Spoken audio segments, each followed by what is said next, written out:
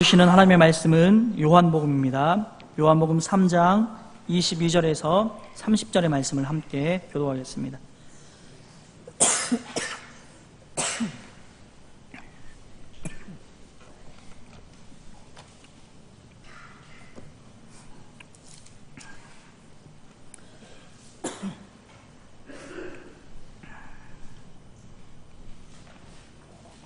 그 후에 예수께서 제자들과 유대 땅으로 가서 거기 함께 유하시며 세례를 베푸시더라.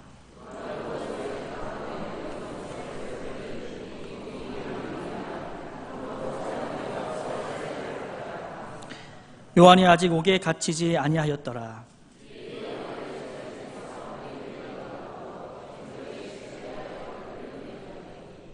그들이 요한에게 가서 이르되 랍비여, 선생님과 함께 요단강 저편에 있던 이 곧 선생님이 증언하시던 이가 세례를 베풀매 사람이 다 그에게로 가더이다.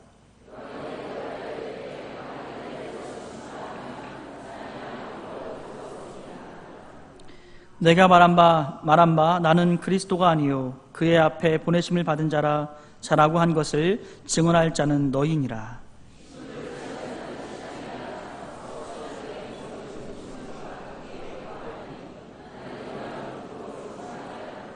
함께 읽겠습니다. 그는 흥하여야 하겠고 나는 쇠하여야 하리라 하니라. 아멘. 할렐루야. 찬양대 찬양으로 하나님께 영광 올려드리겠습니다.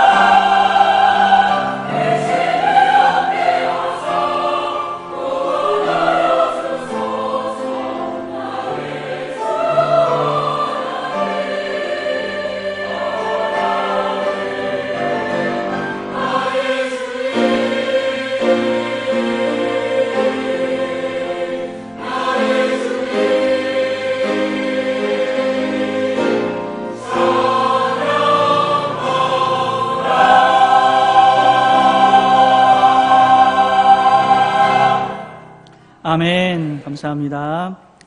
이 시간 신랑 친구의 기쁨이라는 제목으로 전영호 목사님 말씀 전해주시겠습니다. 할렐루야. 오늘 이 무더운 여름에 우리 하나님의 집에 나온 여러분에게 우리 하나님께서 은혜 주시기를 바랍니다. 이 시간 우리가 옆에 계신 분들에게 한번 우리 자신에게 먼저 신앙 고백하겠습니다. 하나님은 나를 얻기 위해서 천지를 창조하셨습니다. 천지를 옆에 계신 분들에게 하나님은 당신을 얻기 위해서 천지를 창조하셨습니다.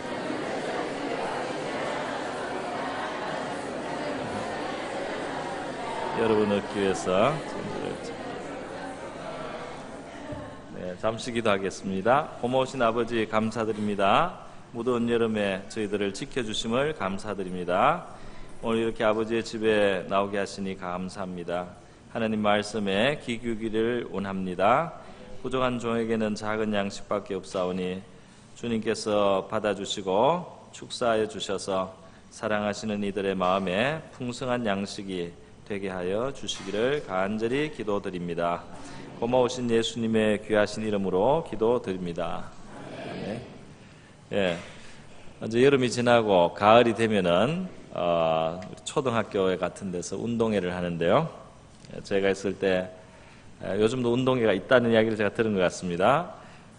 운동회를 하면은 맨 마지막 시간에 제일 그 피날레가 되는 것이 뭐였나 하면은 반별로 400m 계주 이어달리기를 했는데 마지막에 굉장히 열광의 도가니가 됐던 그런 기억이 있습니다. 그래서 이 계주 주자들이 반에서 제일 잘 뛰는 친구들이 뛸 때 다 같이 이제 환호를 하는데 가끔 바톤을 떨어뜨리는 경우가 있어요. 그래서 바톤을 떨어뜨려서 굉장히 그 탄식의 함성이 나기도 합니다. 바톤을 주고받을 때 보면 달리던 사람이 3번 주자가 달려서 마지막 주자에게 바톤을 넘겨주고, 그리고 마지막 주자는 손을 뒤로 뻗어가지고 오는 것을 보면서 벌써 뛰고 있어요. 받기 전에 뛰고 있습니다. 뛰다가 바톤을 받아가지고 이제 바톤을 받으면 달려나갑니다. 그리고 달려오던 3번 주자는 서서히 속도를 죽이면서 이제 그 라인에서 물러나오죠. 그렇게 해서 바톤을 넘겨주고 받습니다. 그러니까 이게 계주가 될 때는 어느 구간에서는 두 선수가 다 뛰고 있습니다. 내용적으로는 이제 3번에서 4번으로 넘어가는 거지만 그 바톤이 주고받는 그 어떤 순간에는 두 사람 다 그 트랙 안에서 뛰고 있는 것이 자연스럽습니다. 예수님이 등장하기 전에 세례 요한은 예수님의 길을 준비하는 그런 사역을 했습니다. 그래서 사람들에게 회개 복음을 촉구하는 그러한 메시지를 하고 또 회개 결심을 한 사람들에게 요단강에 침례를 해서 물속에 침례를 해가 베풀어서 그들이 새로운 인생을 이제 사는 그런 다짐의 의식을 이루어줬습니다. 그리고 세례 요한은 또 예수님이 등장했을 때 바로 저분이 내가 지금 준비하고 있는 바로 그분이다. 메시아다. 그리스도다. 또 하나님의 어린 양이다. 세상 죄를 지고 가는 하나님의 어린 양이다. 이렇게 예수님을 소개를 해줬습니다. 그리고 세례 요한은 하던 일을 이제 계속합니다. 세례를 베풀었다는 것입니다. 그런데 이제 세례 요한을 통해서 이스라엘 앞에 메시아로서 정체를 나타내신 예수님이 제자들과 함께 예수님도 그 제자들을 통해서 세례를 이제 베푸는 일을 시작하신 것입니다. 그래서 22절에 보면 예수께서 제자들과 유대 땅으로 가서 거기 함께 유하시며 세례를 베푸시더라 이렇게 나옵니다. 이때 세례 요한도 아직 세례를 베풀고 있습니다. 4장 2절을 참조해 보면 예수께서 친히 세례를 베푸신 것이 아니요 제자들이 베푼 것이라. 그래서 예수님은 이렇게 자신이 친히 사람을 한 사람 한 사람 세례를 준 것이 아니고 예수님의 제자들이 예수님을 대신해서 세례를 베풀었다 하는 것을 우리가 알 수 있습니다. 그래서 예수님이 등장하고 나서 말이죠, 예수님을 소개했던 세례 요한과 그 제자들도 아직 세례를 베풀고 있고, 또 예수님과 예수님의 제자들, 특히 예수님의 제자들이 예수님의 이름으로 세례를 베푸는 이러한 그 바톤을 터치하는 그 기간 동안에 두 그룹에서 다 세례를 베풀고 있었습니다. 원래 죄를 회개하고 또 깨끗하게 되는 의식을 하는 것은 성전인데, 하나님께서는 이 예루살렘 성전이 너무 상업화되고 너무 세속화되고 사람의 욕심이 주장하는 것이 됐을 때 정말 이 성전을 하나님께서 외면하시고 요단강에 있는 이 세례 요한을 불러서 강에서 그 정결 의식을 행하도록 이렇게 하셨는데, 너무나 하나님이 함께 하시고 하나님의 권세와 능력이 함께하고, 그게 사람을 감동시키는 하나님의 능력이 함께이기 때문에 수많은 사람들이 세례 요한의 권위를 인정하고, 세례 요한에게 있는 하나님의 권위를 인정하고 세례 요한에게 세례를 받게 되었던 것입니다. 그리고 성전 당국에서도 그것을 저지할 수가 없었어요. 그래서 세례 요한의 세례는 비공식적으로 인정이 되는 지금 그런 상황인데, 이제 문제가 되는 것은 예수님과 그의 제자들이라고 하는 이 새로운 그룹이 나타나서 이제 세례를 베풀기 시작한 것입니다. 회개하라 하면서 세례를 또 베풀기 시작하는 것입니다. 그래서 사람들이, 아니 세례 요한이 나타나서 이렇게 세례 주는 것을 우리가 받아들이고 이렇게 또 받기도 하고 그것이 하나님의 뜻이고 하나님의 일인 줄 알고 이렇게 했는데, 또 새로운 세례가 예수님과 제자들로 인해서 이루어지니까 이거 어떻게 되는 거냐, 이렇게 해서 그게 이제 변론이 일어난 겁니다. 변론이 일어났다. 25절에 그래 특별히 세례 요한의 제자들과 유대인들이 이제 변론을 하고, 세례 요한의 제자들이 세례 요한에게 와서 이제 말합니다. 26절에 랍비여, 선생님과 함께 요단강 저편에 있던 이, 곧 선생님이 증가하던 이, 예수님이죠. 이가 세례를 베풀매 사람이 다 그에게로 가더이다, 이렇게 말했습니다. 그러니까 확실히 자기들도 아직 세례를 베푸는 일을 중단한 것이 아닌데, 문을 닫은 것이 아닌데, 아직 계속 자기들은 하고 있는데 어느 사이 사람들이 옮겨져서 예수님의 제자 쪽으로, 예수님 있는 쪽으로 세례를 받으러 다 간단 말이죠. 그것을 이제 스승에게, 세례 요한에게 말을 하는 것입니다. 이 세례 요한의 제자들이 이렇게 말을 하는 것은 그 안에 좀 서운함이 있고 섭섭함이 있고, 이래서 되겠는가 하는 좀 그런 마음의 어떤 태도가 있었던 것으로 보입니다. 세례 요한이 대답을 해줍니다. 요한이 대답해 이르되 만일 하늘에서 주신 바 아니면 사람이 아무것도 받을 수 없다, 이렇게 말을 하고는 내가 말한 바 나는 그리스도가 아니요 그의 앞에 보내심을 받은 자라고 한 것을 증언할 자는 너희니라. 너희는 우리 세례가, 우리 쪽에 사람들이 와서 세례를 받다가 이제 저 예수님 쪽으로 가서 세례 받는다고 뭐라고 이거 이래도 되냐고 서운하게 생각하지 말고, 너희 스승 나 세례 요한 그리스도가 아니고 저분이 그리스도니까 저분한테 가는 게 맞다고 너희가 말을 해줘야 될 임무가 너희에게 있는데, 너희가 무슨 권리나 특허를 가진 것처럼 우리가 세례를 계속 줘야 되는데 왜 우리 세례하던 일을 저 예수님 제자들이 대신하냐고, 이렇게 그를 부당하게 생각해서는 안 되지 않느냐는 겁니다. 더 나아가서 29절에 세례 요한은 신부를 취하는 자는 신랑이나 서서 신랑의 음성을 듣는 친구가 크게 기뻐하나니 나는 이러한 기쁨이 충만하였노라 그랬어요. 그래서 자신은 신랑의 친구, 그리고 예수님은 신랑, 이렇게 해서 나는 주인공이 아니다. 주인공은 바로 저분이다. 저 그리스도가 신랑이시고 주인공이고, 나는 신랑의 결혼식을 돕기 위해서 있는 친구인데, 신랑이 이렇게 지금 제대로 결혼식이 진행되고 제대로 이 결혼 과정이 이루어지고 이 제대로 이게 착착되고 있으니까 내가 이 신랑의 결혼식을 참여하고 보는 입장에서, 돕는 입장에서 나 너무 기쁘다. 나는 신랑의 친구로서 기쁨이 충만하다. 이렇게 세례 요한이 똑바른 말을 해주는 겁니다. 세례 요한의 제자들은 우리 스승이 그래도 이름 자체가 세례 요한인데 세례를 빼면 뭐가 남습니까? 그런데 주던 세례가 절로 가버렸어요. 그러니까 뭔가 대비 소중한 것을 빼앗긴 것 같고 말이죠. 그래서 선생님을 자기들은 따르고 사랑했는데 이렇게 이거 좀 억울한 일 당하는 거 아닙니까? 이런 식으로 했는데 세례 요한은 과연 참 훌륭한 선지자였습니다. 훌륭한 하나님의 종이었습니다. 세례 요한은 사실 400년 만에 나타난 선지자입니다. 구약 성경에 보면은 제일 마지막에 말라기서가 있었어요. 말라기라고 하는 선지자가 예수님 오시기 한 400년 전에 마지막 예언 활동을 하고 하나님은 400년간 침묵하셨어요. 400년 동안 하나님께서는 그 예언을 기다리겠습니다. 무슨 예언이냐? 메시아가 온다는 겁니다. 메시아가 성전에 임한다는 겁니다. 메시아가 또 오기 전에 하나님께서 그 메시아의 길을 준비할 엘리야의 심령을 가진, 엘리야의 심령과 능력을 가진 그런 그 선구자 앞에서 그 길을 준비하는 자를 또 보내주실 것이다. 이런 내용들이 말라기 선지자의 마지막 예언에 기록이 되어 있습니다.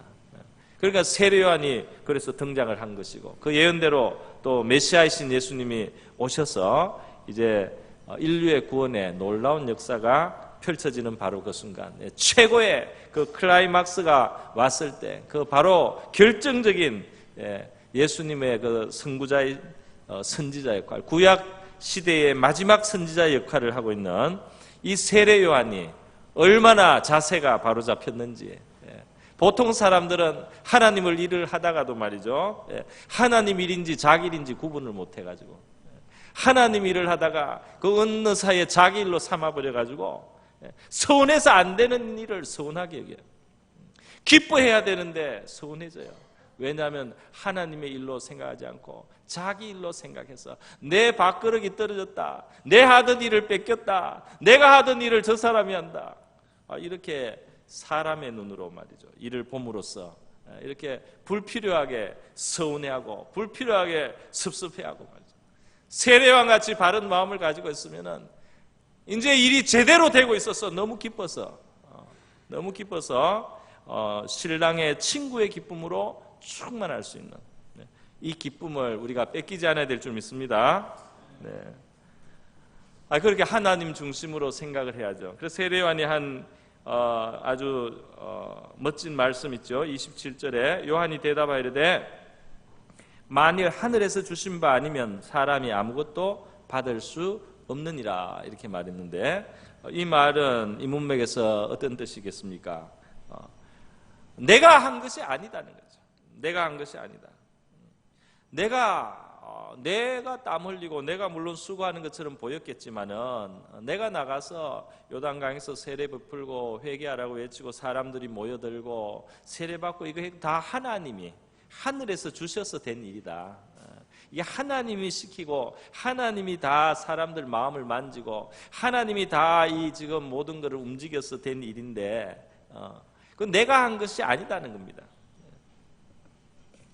그래서 하나님이 그렇게 일하시다가 지금 하나님이 자기의 예비하신 그리스도를 보내주시고 그리스도가 오셔서 이제 메시아가 인류를 구원하는 구원의 넓은 문을 여시고 지금 그 길이 열리고 있는데 너희들이 도대체 무슨 생각을 하는 거냐.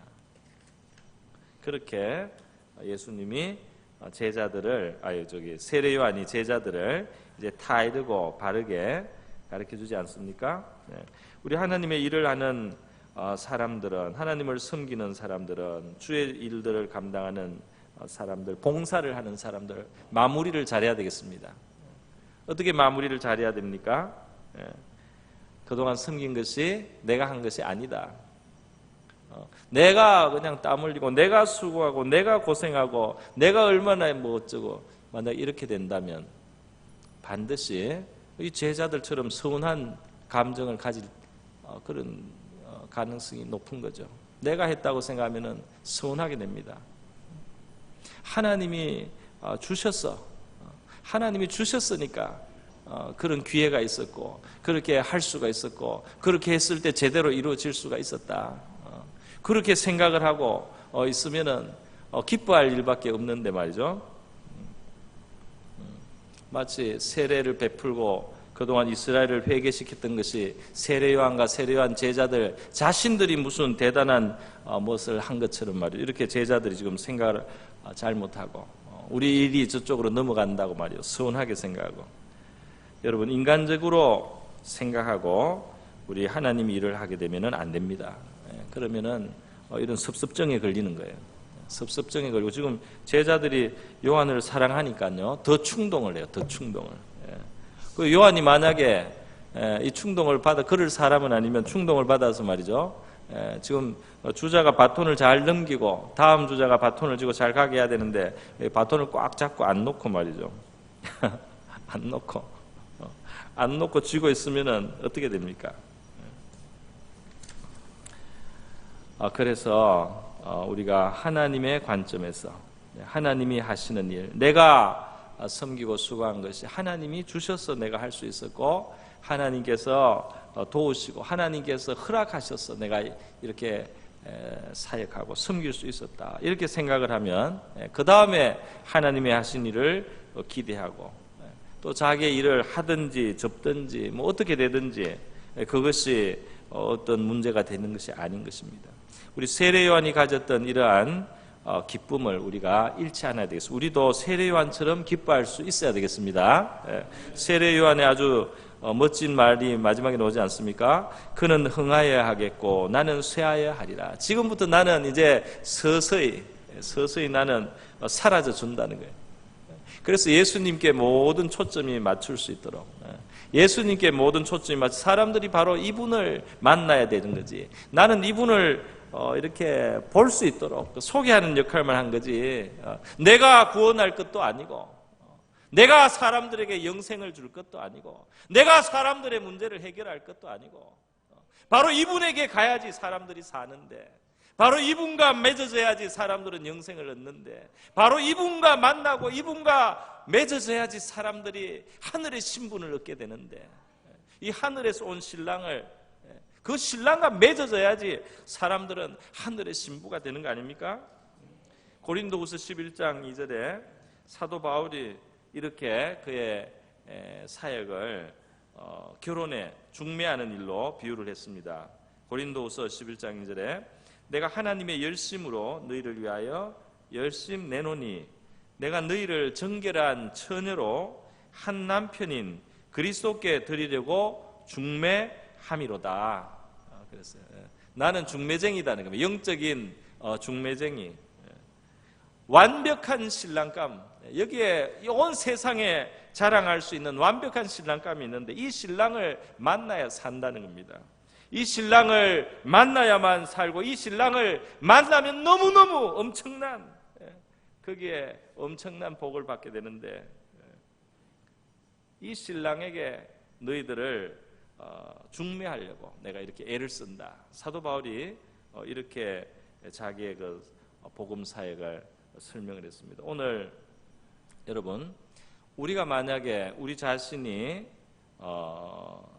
내가 뭘 일을 하는 것처럼 생각해가지고 나의 어떤 신분의 변화나 지위나 어떤 상태 변화 이런 데 예민해가지고 있고 예수님께로 사람들이 나가서 그 예수님을 만남으로써 구원을 받고 예수님을 만남으로써 영적인 그리스도의 신부가 되어서 영생을 얻게 되고 하는 이 하나님의 하시는 일에 관심을 거기에 초점을 두지 않고 우리가 지금 가지고 있던 게 절로 옮겨졌다든지 우리가 지금 여기에 무슨 권한을 가지고 있었는데 그게 지금 없어지고 있다든지 이런 데 관심을 가지기 시작하면은 기뻐할 수 있는 하나님의 일에서 그 기쁨을 잃어버리게 되는 겁니다.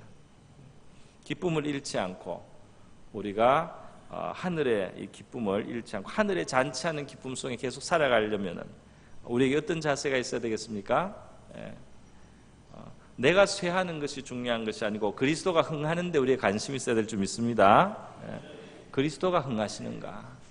그리스도가 흥할 수 있다면 그리스도가 온전하게 역사하시고 그리스도로 통해서 이루어지는 하나님의 구원의 역사가 이루어질 수 있으면 내가 얼마든지 쇠하여지고 내가 잊혀지고 내가 별로 취급을 못 받고 내가 사라진다 할지라도 그것이 어떻단 말이냐. 그리스도의 일이 이루어짐으로 나의 사명은 완성되는 거다. 할렐루야. 여러분, 이러한 그 세례 요한의 고백은 우리 내면에도 적용을 할 수 있습니다. 우리 내면에도 적용을 할 수 있어요. 그게 뭐겠습니까? 우리는 지금 세례 요한보다 더 나은 지위와 신분에 있어요. 믿기 어렵지만은 예수님께서는 그렇게 말씀을 해주셨습니다. 뭐라고 말씀하셨나? 예수님께서는 여자가 낳은 사람 중에 세례 요한보다 큰 자가 없다 그랬어요.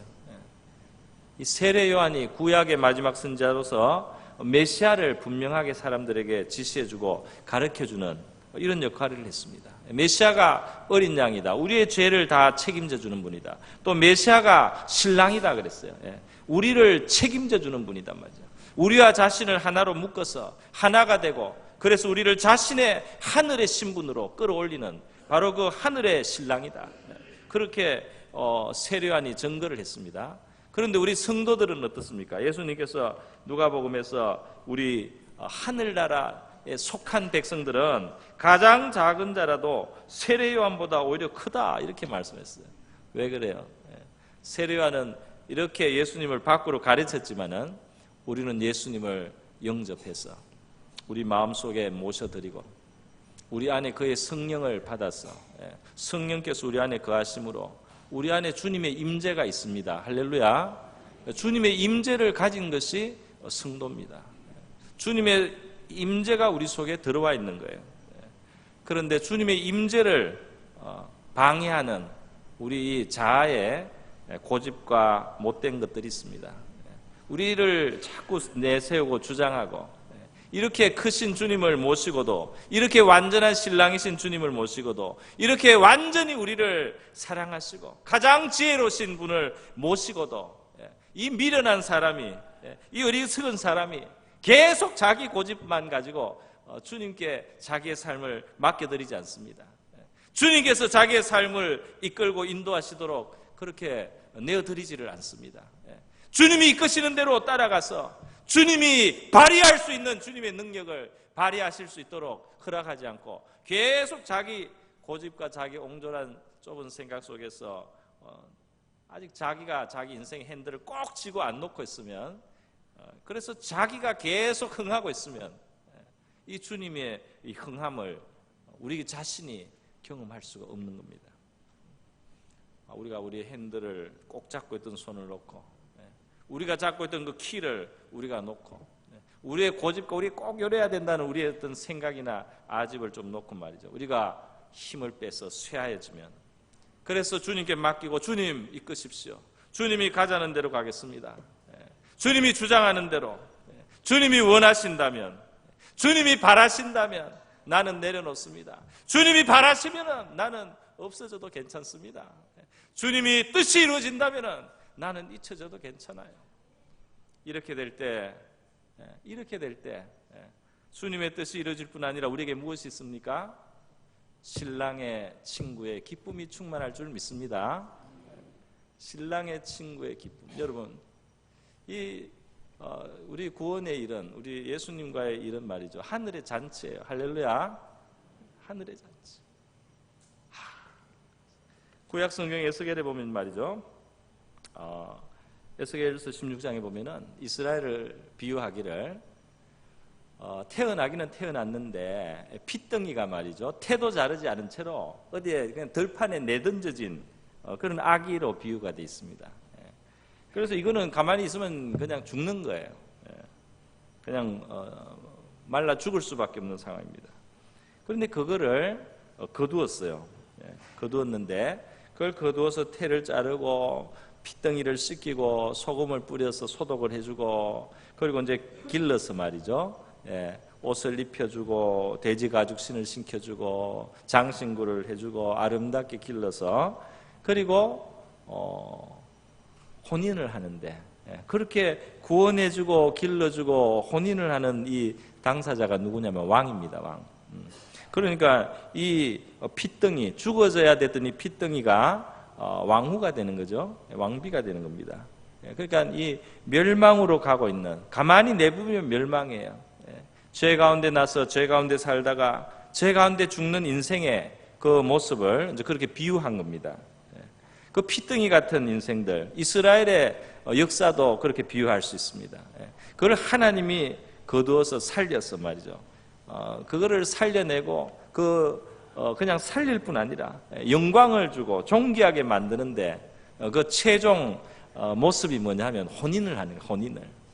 혼인을 해서 그 아무것도 없고 정말 죽어야 되고 아무것도 없고 너무 비참했던 그런 존재를 너무 영광스럽고 너무 존귀하게 만들어주는데, 그래서 그 방법이 혼인을 해버리는 겁니다. 혼인을. 왕이 혼인을 하면은 그 원래 자리가, 그 처자의 원래 자리가 무슨 하녀였든지 무슨 어떤 종이었든지 노예였든지, 왕이 결혼을 하면 뭐가 됩니까? 왕후가 되는 거잖아요. 왕비가 되는 거잖아요. 하나님의 구원이 그렇다 이 말입니다. 죄 가운데 멸망하고 죽어야 되는데, 심판당해야 되는데, 진노를 받아야 되는데, 하나님께서 자기가 값을 치르면서 씻기고 그리고 구원하고 깨끗하게 하고 가꾸고 이렇게 하셔서 자기와 하나로 맺어버리는 겁니다. 맺어서 그 영광을 잃지 않게 하고 그 구원을 잃지 않게 하고, 그 구원하신 하나님의 하늘의 그 소유와 하늘의 영광이나 부요나 이 모든 것을 누릴 수 있는 그런 종기를 하나님이 주신다는 거예요. 우리 구원을 그렇게 설명한 겁니다. 구약 성경에 에스겔에 그렇게 돼 있는 것은 이제 그림자의 이야기입니다. 그것이 실현되는 것이 바로 예수님을 통해서 시작돼. 예수님이 지금 세례요한이 말하는 것처럼 이제 그 신랑으로, 진짜 신랑으로 온 겁니다. 이 신랑은 너무 좋은 신랑이에요. 너무 좋은 신랑이에요. 이 신랑은 이름이 그 앞에 어린 양이었어요. 세례요한이. 어린 양은 뭡니까? 대신 죽어주는, 대신 그 문제를 다 죄값을 뒤집어 쓰고 대신 죽어주는 그런 존재잖아요. 이 신랑은 어린 양이신 그분이 이 신랑입니다. 신부를 위해서 죽어줄 수 있는 분. 할렐루야. 신부를 위해서 죽어줄 수 있는 신랑. 얼마나 좋습니까? 그런 신랑 있으면 좋겠죠. 그런 신랑이면 얼마나 좋겠습니까? 그죠? 신부를 위해서 죽어줄 수 있는 신랑, 신부를 위해서 피를 흘려줄 수 있는 신랑. 그런데 이 신랑이 그냥 신랑이 아니에요. 오늘 본문에 읽지는 않았지만 뒤에 나오는 3장 35절에 보면 아버지께서 아들을 사랑하사 만물을 다 그의 손에 주셨으니, 그런 말씀이 있습니다. 또 31절에 보면 하늘로부터 오신 이는 만물 위에 계시나니, 그런 말씀이에요. 이 신랑이 얼마나 그 근본이 높으냐, 얼마나 이분이 위대하냐, 얼마나 이분이 엄청난 분이냐, 그걸 말하고 있는 거예요. 만물을 다 그 손에 취하시고 쥐신 분입니다. 할렐루야. 만물을 다 상속하는 분이에요. 만물의 소유자입니다. 하나님 아버지가 사랑하고 존귀하게 여기고 너무나 아끼고 너무나 그 위대하게 그 이름의 영광을 주기를 원하는 아들이에요. 그래서 세례 요한이 자기가 그 신랑이신 그리스도가 신부를 취하기 위해서 오시고 역사하시는 것에 대해서 거기에만 우리가 관심을 가지고 기쁨을 충만해야지. 기쁨이 충만해야지. 여러분, 우리 구원은 이와 같이 결혼의 그러한 주제로 설명이, 비유가 되어 있는 거예요. 구약 성경에 호세아서도 결혼의 비유로 하나님께서 자기 백성과 하나님 사이를 설명을 하셨어요. 그런데 이때는 좀 비극적입니다. 왜냐하면 하나님이 먼저 구원의 그 샘플로 잡으신 이스라엘 백성들이 하나님과 어떤 영적인 그런 결합해야 되는 관계에 있었어요. 그러나 그들이 너무 세상을 사랑하고 세상의 탐욕의 길을 쫓아가고 세상의 그런 죄악을 그들이 사랑하고 하나님께 관심이 없고 하나님 앞에 진심을 드리지 않는 그런 삶을 살 때에 하나님께서는 그 하나님의 마음을 하나님의 그러니까 마치 부인이 바람을 피워서 마음이 상한 그 남편의 마음으로 하나님께서 이스라엘에게 호소하는 겁니다. 그래서 호세아에게 실제로 그런 부인을 만나서 결혼 생활을 하도록 했어요. 호세아에게 그런 결혼 생활을 하게 했어요, 하나님. 그 부인이 바람 피우는 부인을 얻게 해가지고, 그러니까 이 마음이 찢어지는 마음을 가지고 하나님의 그 마음, 아픈 마음을 전하게 했습니다. 그 부인이 바람을 피워서 집을 나갔다가 팔려가지고 뭐 좋은 사람 만났겠습니까? 제비를 만나가지고 팔려가지고 노예 시장에 끌려가 있는데 말이죠. 그거를 찾아가서 돈을 쓰면서 풀어내가지고 다시 집에 데려와서 사랑하고 섬기라고 하나님이 호세아에게 명령을 줬어요. 왜 그렇습니까? 하나님이 그렇게 할 거기 때문에. 하나님이 그런 하나님이기 때문에. 그래서 하나님은 그 아픈 마음을 그렇게 표현했는데, 이렇게 구약 성경의 에스겔 16장이나 호세아 1, 2장에 나오는 이러한 그 결혼의 모습은 말이죠, 그림자였다는 거예요. 그림자고, 신약 성경에 보면 이제 예수님이 등장을 하고 세례 요한이 예수님을 신랑이다, 진짜 신랑이 왔다, 할렐루야, 인류의 참 신랑입니다, 할렐루야. 뭐 신랑이라고 하니까 뭐 너무 우리 인간적인 결혼으로 생각하면 안 되죠. 이제 뜻이 그렇다는 겁니다. 뭐라냐, 영원히 함께한다, 할렐루야. 영원히 함께하는데, 오늘날은 좀 물론 이제 세상이 좀 달라졌는데 인류의 역사로 대체로 신랑이 책임지는 거 아닙니까? 신랑이 책임지잖아요, 그죠? 사는 거 다 책임지고 다 공급하고 다 보호하잖아요, 신랑이. 신랑이 사랑을 또 보여주는 거 아니겠습니까? 그 신랑으로 말미암아 신부가 살고, 그 신랑과의 관계에서 살고, 그 신랑의 것이 다 신부의 것입니다, 할렐루야. 신랑이 높으면 신부가 높아지는 거예요. 신랑이 영광이 있으면 그 신부도 영광스럽게 되는 겁니다. 그렇지 않습니까? 그 신랑의 것이 신부의 것이에요. 그래서 그리스도, 하나님의 영원하신 아들이 우리의 영적인 신랑으로서 하나님께로부터 오신 것입니다. 우리가 이분을 상대를 할 때 남편과 아내처럼, 아내가 남편을 사랑하고 남편에게 애정을 주고 남편을 진짜 이 아내의 마음에서부터 사랑하고, 이렇게 해서 그 사랑의 관계로 들어가듯이 그렇게 우리가 예수님을 영접해야 되는 줄 믿습니다. 우리 예수님과의 관계는 그런 관계가 돼야 되는 거예요.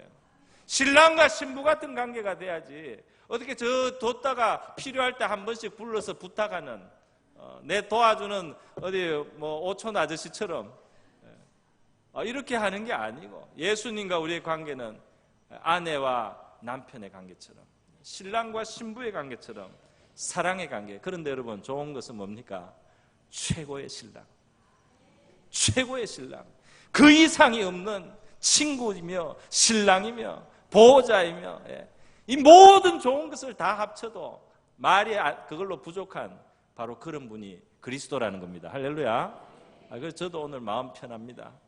이 신랑을 자랑하는 것은 아무리 말을 잘해도 지나치지 않기 때문에 저도 편하게 말할 수 있어요. 최고입니다. 이 최고의 신랑을 우리가 모시고 그 신랑이 드러나고 그 신랑의 뜻이 이루어질 때 우리의 삶이 아름답게 될 줄 믿습니다. 우리는 세해져도 괜찮아요. 우리가 세해져도 괜찮아요. 우리 안에 모신 그리스도가 흥하시면 될 줄 믿습니다. 이 교회가 우리 한 사람 한 사람이 무슨 영광을 받고 우리 한 사람 한 사람이 무슨 원하는 대로 우리 뜻하는 대로 되고, 이게 중요한 게 아니잖아요. 우리는 쇠해지고 그리스도의 뜻이 세워지고 그리스도가 원하시는 대로 되고 그리스도가 마음껏 활동하시는 우리 교회가 되면 될 줄 믿습니다. 그는 흥하여야 하겠고 우리는 쇠하여야 하리라. 최대한 그리스도가 왕성하게 우리의 삶에 활동하실 수 있도록 우리가 주님께 맡겨드릴 수 있기를 바랍니다. 의지하고 신뢰하고 고집하지 않고 주장하지 않아야 될 줄 믿습니다. 여러분, 주인공이신 그리스도, 신부를 취하는 신랑이신 그리스도를 우리가 바라보는 이 시간이 되기를 바랍니다. 세상에는 참 어리석은 일들이 많아요. 그래서 세례 요한과 같이 이렇게 자세를 바로 하지 못하고 말이죠. 실컷 참 하나님 일하다가 실컷 봉사하고 섬기다가 끝마무리를 잘 못하는 거예요. 끝마무리를 잘 못해서 이게 다 누가 한 일인데 이렇게 나오는 거예요. 내가 한 일이란 말이죠. 세례 요한은 그렇게 말합니까? 27절에 만일 하늘에서 주신 바 아니면 사람이 아무것도 받을 수 없느니라. 나는 하나님께 받아서 했다는 거예요. 하나님께 받아서 내가 섬겼고 하나님께서 주셔서 이루어진 일이고 물론 땀을 흘리고 애를 썼지만 그게 하나님이 하신 일이라는 것을 우리가 고백할 수 있어야 될 줄 믿습니다. 물론 주변 사람들은 수고한 사람을 참 수고하셨다 그래야 되고 격려해 드려야 되고 감사해야 되죠. 그러나 자기가 그렇게 하면 안 됩니다. 그게 중요한 거예요. 주변에서는 우리가 알아줘야 돼요. 서로 인정해주고 칭찬도 해줘야 돼요. 격려해줘야 돼요. 그러나 본인은 그렇게 하면 안 돼요. 그게 하늘 백성, 하늘 사역을 하는 원리가 그래요. 여러분, 우리 신랑이신 예수님으로 말미암아 저와 여러분의 신분이 상승되는 줄 믿습니다. 신분이 상승. 세례 요한은 신랑의 친구라는 말도 했지만 더 넓은 의미에서 세례 요한 자신도 바로 이 신랑의 반려입니다. 영적인 신부고 이 신랑의 영광에 참여하는 자가 되는 것이에요. 여러분, 구약 성경은 하나님의 의로우심과 진실하심과 하나님의 참되심과 공의로우심과 이런 것을 다 보여주고 우리에게 이것이 너희들이 가야 할 길이다 이렇게 알려줍니다. 구약 시대에 하나님의 백성들은 그걸 경험합니다. 그러면서 뭘 경험합니까? 우리가 미달되는 것을 경험하는 거예요. 하나님은 의롭고 참되고 진실하고 선하시나 우리는 불의하고 악하며 우리 안에 이렇게 교만이 끊임없이 일어나고 탐심이 일어나서 이 하나님의 법을 따라가는데 얼마나 장애가 되는지 우리 자신이 문제덩어리고 우리 자신이 골칫덩어리라는 것을 그렇게 입증하고 그것이 자꾸 드러나고 그래서 겸손하게 되고 회개하는 자리로 가는 것이 구약의 시대의 하나님의 섭리고 경륜입니다. 그래서 신약 시대에 하나님이 하시는 일은 뭡니까? 바로 이렇게 구제하기 어려운, 구제가 안 되는 바로 우리 인생은 하나님의 의의 법, 율법으로 구원할 수 없고 은혜와 진리로 구원한다는 겁니다. 은혜와 진리로 구원한다는 건 뭡니까? 신랑이 와서 우리를 자기 아내로 삼아줘가지고 그래서 해결한다는 겁니다. 할렐루야. 그러니까 신랑한테 맡기면 되는 거예요. 신랑의 청혼을 받아들이고 신랑이 가자는 대로 가고 신랑이 준비한 대로 가고 신랑이 끌고 가는 대로 끌고 신랑을 따라가는 사는 길로 그렇게 주신 겁니다. 할렐루야. 그러면 신랑의 것이 내 것이 되고 신랑의 그 부요가 나의 부요가 되고 신랑의 신분이 나의 신분이 되는 거예요. 여러분 여기에 복음이 있습니다. 할렐루야. 그런데 세례 요한의 바로 이 자세가 마지막 우리의 고백이 되어야 할 줄 믿습니다. 우리의 삶 속에 우리 신랑으로 오신 그분이 왕성할 수 있도록 우리가 신랑을 존중해 드려야 되겠습니다. 신랑을 존중하고 신랑을 사랑하고 신랑 앞에서 우리가 쇠하여도 괜찮고 작아져도 괜찮습니다. 여러분 진리, 생명, 빛이 우리 안에 들어오게 될 것입니다. 우리 오늘 우리의 신랑 되신 예수님을 바라보고 그분께 의지하고 그분이 영광을 받으시기를 바라고 그분이 우리의 삶 속에 흥하시기를 바라고 그분을 사랑하고 그분의 은택을 누리는 저와 여러분 되기를 주님의 이름으로 축원드립니다. 기도하겠습니다. 이 시간 우리 다 기도할 때 하나님 아버지, 우리 이렇게 존귀한 만유의 상속자시며 하늘로부터 오시고 영생을 주시는 바로 이분, 우리를 사랑해서 자기를 기꺼이 희생하신 바로 이분을 우리의 영원한 반려로 우리가 모시고 이분의 그 은택 속에 살아가게 하시고 이렇게 큰 구원의 문을 열어주셔서 감사합니다. 예수님을 사랑하고 예수님의 영광을 기뻐하며 우리 살게 하여 주시고 이 죄인된 못난 우리 자신을 내세우며 살지 않게 도와주십시오. 다 같이 기도하겠습니다. 하나님 아버지 감사드립니다. 하나님께서 오늘 세례 요한의 믿음의 고백, 하나님 참 분별 있는 그의 이 고백을 하나님께서 우리에게 주시고, 또 예수님께서 신부를 취하는 신랑이라는 사실을 우리에게 말씀해 주심을 감사드립니다. 우리 예수님께서 우리를 함께 하시고, 예수님께 우리가 영적으로 참 시집가서, 주님, 우리가 이 세상의 것을 다 내려놓고 우리 신랑을 우리가 사랑하며 이 신랑과 연합하고 이 신랑과 하나가 되고 이 신랑께 우리가 순종하면서 이 완전하신 신랑이신 예수님 우리가 참 끌어안고 주님 살아가는 행복한 아버지 우리 삶이 되게 하시고, 이 신랑으로 말미암은 영생을 하나님 우리가 얻게 하시고, 이 신랑 안에 있는 모든 부요를 하나님 우리가 참여하는 하나님 백성이 되게 하여, 이 신랑이 흥해야 하며, 이 신랑이 흥할 때 주님 우리가 우리의 손에 힘을 풀고 우리의 고집을 내려놓을 때 하나님 오히려 이것이 우리의 기쁨이 되고, 이것이 우리의 기쁨을 더 충만하게 하고, 이것이 더 우리를 아름답게 하고, 이것이 우리를 더 건강하게 하고, 이것이 더 우리를 존귀하게 만드는 줄 믿습니다. 이 신랑을 우리에게 보내주신 것을 감사드립니다.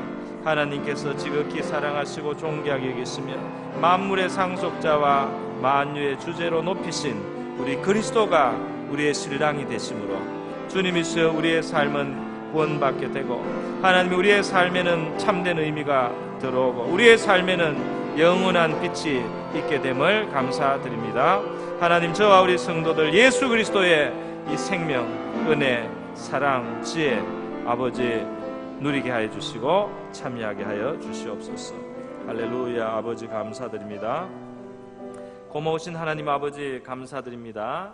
너무나 존귀하고 너무나 영화롭고 너무나 사랑이 충만하신 그리스도, 우리의 영적인 신랑을 우리에게 주심으로 스스로 구제할 수 없는 우리가 구원받을 수 있는 길을 열어주신 것을 감사합니다. 우리를 위하여 자기를 어린 양으로 아낌없이 내어주고 피를 흘릴 수 있는 가장 사랑이 크신 분을 우리가 우리의 영원한 반려로 삼아서 하나님 이 땅에 우리 죽고 멸망할 수밖에 없는 이 인생이 아버지여 살아날 뿐 아니라 구원을 받을 뿐 아니라 하늘의 백성이 될 뿐 아니라 영광과 영생을 누릴 수 있게 길 열어주신 것을 감사드립니다. 우리가 이 신랑을 사랑하게 하시고 이 신랑을 기뻐하게 하시고 그의 흥함을 인하여 우리의 쇠함에 개의치 않게 하시고, 우리의 쇠함으로 하나님이여 그가 흥함으로 하나님 우리에게 더 큰 기쁨과 더 큰 만족과 더 큰 영광이 있다는 사실을 깨닫고 기쁨으로 신앙생활하게 하여 주시옵소서. 감사하고 고마우신 예수님의 귀하신 이름으로 기도드리옵나이다. 아멘.